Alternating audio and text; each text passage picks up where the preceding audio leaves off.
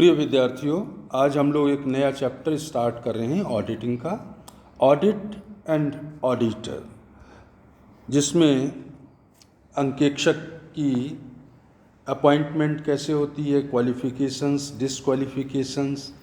उसको हटाना या उसका रेजिग्नेशन, साथ ही ऑडिटर की कर्तव्य या उसके अधिकार क्या हैं, उस पर ब्रीफ में डिस्कशन करेंगे। जैसा कि आप जानते हैं कि कंपनी अधिनियम 2013 के अंतर्गत प्रत्येक कंपनी के लिए अपने हिसाब किताब की जो जांच है वो एक योग्य अंकेक्षक से कराया जाना अनिवार्य है। इस तरह का जो ऑडिट होता है वो कहलाता है वैधानिक अंकेक्षण, और इसको जो व्यक्ति करता है योग्य अंकेक्षक, उसको बोला जाता है वैधानिक अंकेक्षक। प्रथम अंकेक्षक की नियुक्ति जब कंपनी करती है, कंपनी इस्टेब्लिश हुई, तो संचालक मंडल कंपनी के रजिस्ट्रेशन के 30 दिन के अंदर ही प्रथम अंकेक्षक की नियुक्ति कर देते हैं, और अगर 30 दिन में नहीं कर पाते हैं तो विशेष साधारण सभा में सदस्यों द्वारा पंजीकरण के 90 दिन के भीतर पहली बार ऑडिटर्स का अपॉइंटमेंट किया जाता है। और ये जो नियुक्त किए जाते हैं अंकेक्षक, प्रथम प्राप्त जो नियुक्ति अंकेक्षक होते हैं उनका कार्यकाल प्रथम वार्षिक साधारण सभा की समाप्ति तक रहता है, और प्रथम वार्षिक साधारण सभा की समाप्ति के बाद फिर जब दोबारा इनको नियुक्त किया जाएगा तो फिर इनका कार्यकाल जो पद समाप्ति से जो इनका पहला कार्यकाल था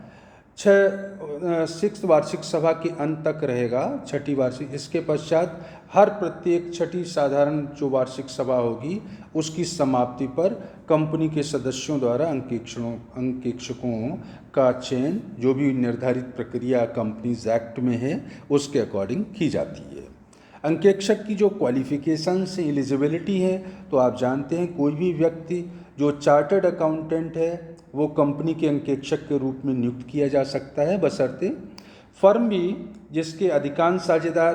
भारत में व्यवसाय कर रहे हैं और जो पार्टनर्स हैं फर्म के वो सीए हैं, चार्टर्ड अकाउंटेंट की योग्यता रखते हैं, तो उस फर्म को भी कंपनी का अंकेक्षक नियुक्त किया जा सकता है। जब एक फर्म को कंपनी के अंकेक्षक के रूप में नियुक्त किया जाता है तो उसके वे साझेदार जो चार्टर्ड अकाउंटेंट हैं वे ही फर्म की ओर से कार्य करने और हस्ताक्षर करने के लिए अधिकृत होते हैं। तो इस तरह से जो फर्स्ट ऑडिटर हैं वो तो संचालक मंडल द्वारा नियुक्त कर दिए जाते हैं, और प्रथम वार्षिक सभा के अंत तक उनका कार्यकाल होता है। इसके पश्चात प्रत्येक वार्षिक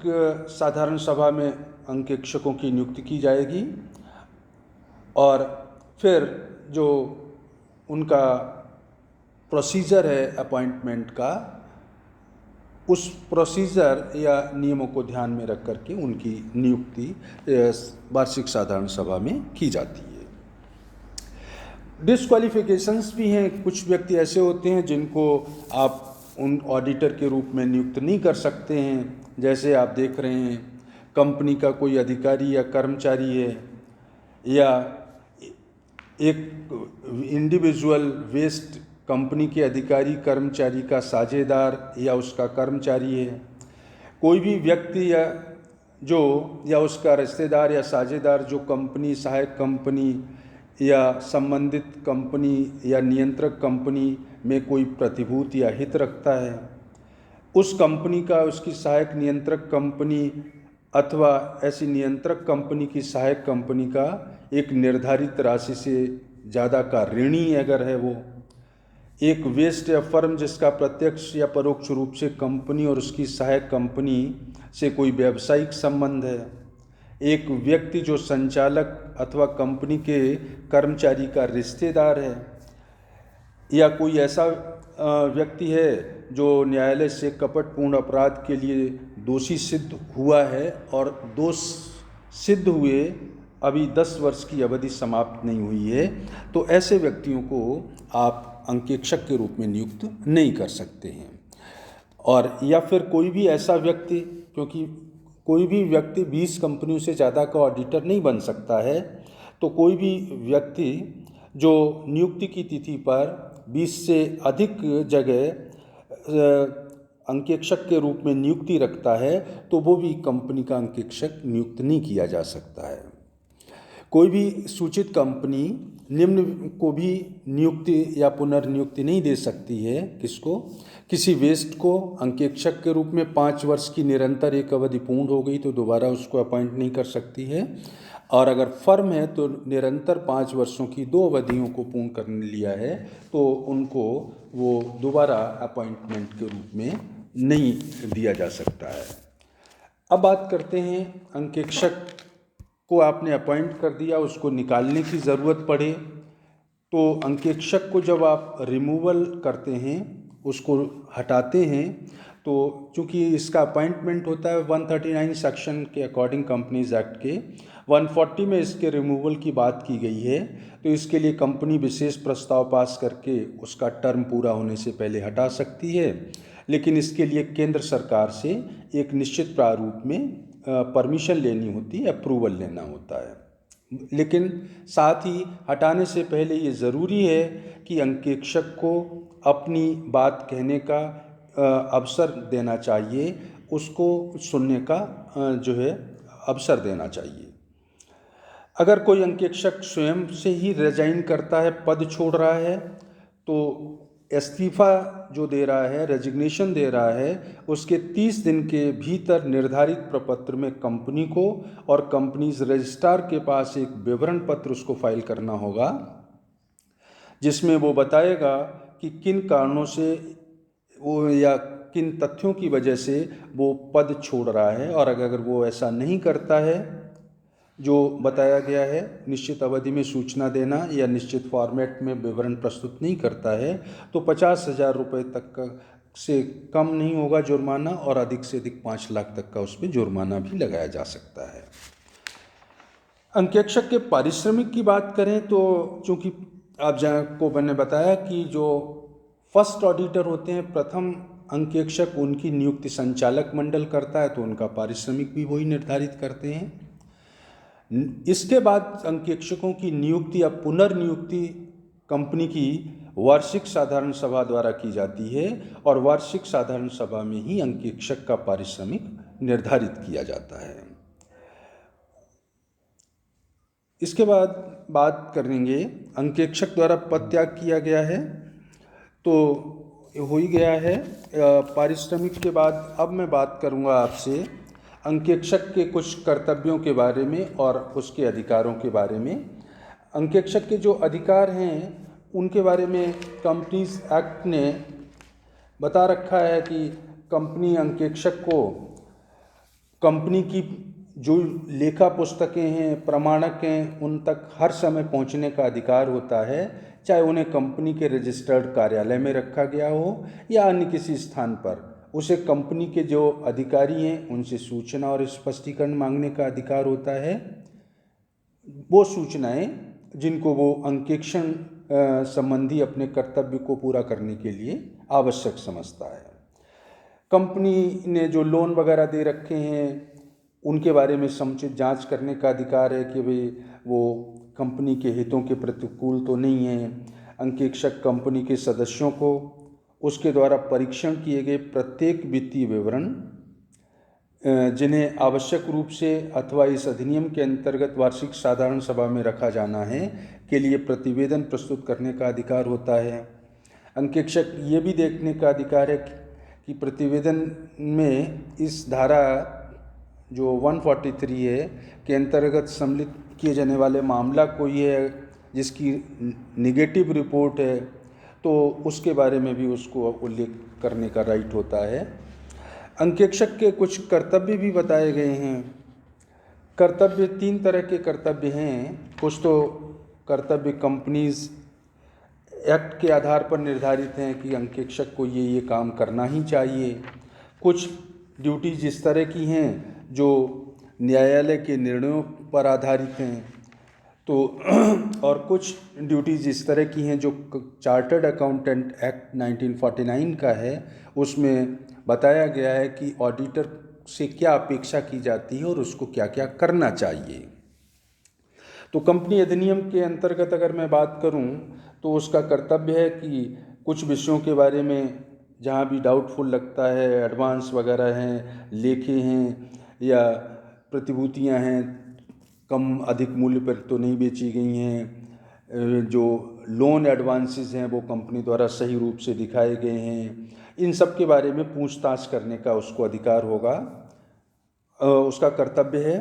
अंकेक्षण रिपोर्ट जब वो तैयार करता है तो उस पर उसकी ड्यूटी है कि वो साइन करेगा और इसी तरह के जो अन्य डॉक्यूमेंट्स हैं उनको सर्टिफाई करेगा। अंकेक्षण मानकों का पालन करना भी ऑडिटर की ड्यूटी में ही आता है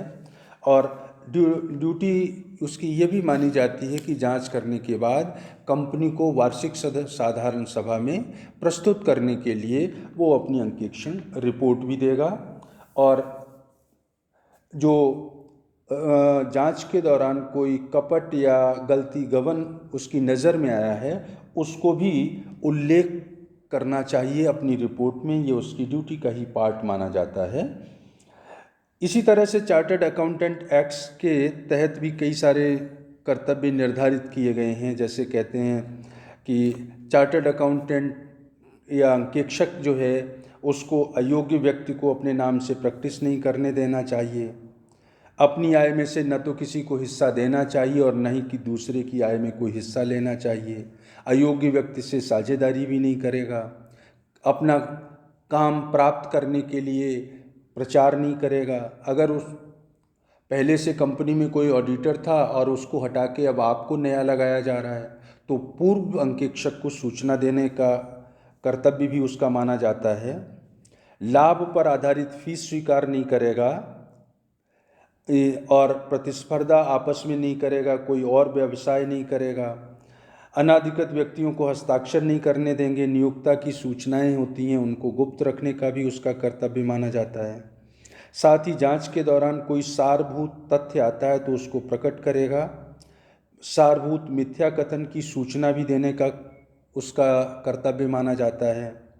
लापरवाह नहीं होना चाहिए और नियोक्ता के धन का दुरुपयोग नहीं करना चाहिए, नियोक्ता के धन को अलग रखने का भी उसका कर्तव्य माना जाता है। न्यायालयों के निर्णय के तहत भी उसके कुछ कर्तव्य निर्धारित हैं, जैसे उचित सावधानी और चतुराई से काम करना चाहिए अंकेक्षक को, अपने कार्य के प्रति उसको ईमानदार होना चाहिए, पर्याप्त शुद्धता की से जांच करना चाहिए। ये उसकी प्रोफेशनल जो कंडक्ट है, मॉडल कोड ऑफ कंडक्ट है, उसके तहत भी आता है कि आप जिस काम के लिए अपॉइंट किए गए हैं उस काम को आप अपनी पूरी ईमानदारी और निष्ठा के साथ पूरा करें। साथ ही अंकेक्षक आप जानते हैं कि सत्यता की कोई गारंटी नहीं देता है कि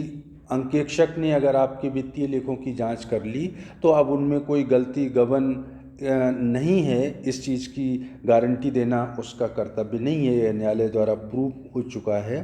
साथ ही अंकेक्षक का कार्य तो लेखा पुस्तकों की जांच करनी होती है तथ्यों के आधार पे और उसके आधार पे रिपोर्ट देना होता है। तो अब संस्था को, कंपनी या फर्म को आगे क्या करना चाहिए, किस तरह से प्लानिंग करनी चाहिए, तो सलाह देने का काम उसका नहीं होता है, लेकिन चूंकि वो आपकी बिजनेस में इस तरह से इन्वॉल्व हो जाता है कि हर पहलू के बारे में उसे जानकारी हो जाती है, तो वो एक एक्सपर्ट के रूप में आप अनऑफिशियली तो आप सलाह ले सकते हैं, लेकिन उसकी ड्यूटी में नहीं आता है कि वो आपको बिजनेस संचालन के लिए कोई सलाह दे। अपने जो आर्टिकल क्लर्क होते हैं, जो सबऑर्डिनेट स्टाफ होता है ऑडिटर के साथ, उसके प्रति भी ईमानदार होना चाहिए। साथ ही नियोक्ता को धोखा देकर के पारिश्रमिक प्राप्त नहीं करना चाहिए। जैसा कि पहले हम देख चुके हैं कि जब जांच करते हैं तो एक टेस्ट चेकिंग होती है, रूटीन चेकिंग होती है। टेस्ट चेकिंग में हम क्या करते थे कि सभी तथ्यों की जांच न करके कुछ सैंपल के रूप में तथ्य या अकाउंट्स या एंट्रीज ले लेते हैं और उनकी सत्यता की जांच कर लेते हैं, और अगर वो सही पाई गई तो उनके आधार पे हम ये कंक्लूजन निकाल लेते हैं कि बाकी की ट्रांजैक्शन या लेखे भी सही होंगे। लेकिन अंकेक्षक बेशक अपनी जांच प्रक्रिया में टेस्ट चेकिंग को अपनाए, लेकिन इससे उसका जो वैधानिक दायित्व है वो कम नहीं होता है। वैधानिक कर्तव्य उसका ये है कि वो समस्त लेखों और लेखा पुस्तकों की गहराई से जांच करे, ईमानदारी से जांच करे और गलती गबन जहाँ भी हो उसको प्रकट करके अपनी रिपोर्ट में उसका उल्लेख करे। साथ ही आप जानते हैं कि अंकेक्षक का जो कर्तव्य है वो शंकाशील होना नहीं है। अंकेक्षक रखवाली करने वाले कुत्ते के समान है, शिकारी कुत्ते के समान नहीं है। मीन्स वो रखवाली करने के कुत्ते के का मतलब इस तरह से जांच करेगा जिससे लोगों में एक भय बना रहे कि अंकेक्षक द्वारा हमारे द्वारा जो लेखे या कार्य किए जा रहे हैं उनकी जांच की जाएगी। तो ये एक उनमें जो नैतिकता का भाव होता है वो जागृत होता है। लेकिन शिकारी कुत्ते की तरह से नहीं होता है कि हर बार हर आदमी पे शंका करके और अपने कार्य को वो आगे बढ़ाए। विश्वास पात्र कर्मचारियों पर वो विश्वास कर सकता है। तो इस तरह से अंकेक्षक जो है वो इन सब अपने कर्तव्यों का पालन करते हुए संस्था की पुस्तकों की जांच करेगा और वित्तीय लेखों के बारे में अपनी अंकेक्षक रिपोर्ट देगा, जिसको वार्षिक साधारण सभा में प्रस्तुत किया जाएगा और फिर वहाँ पर जो भी डिसीजन होना होता है संचालक मंडल और वार्षिक साधारण सभा में उपस्थित सदस्यों द्वारा वो लिया जाता है। तो आज के लिए इतना ही, ब्रीफ में ये थोड़ा छोटा सा मैंने टॉपिक लिया था।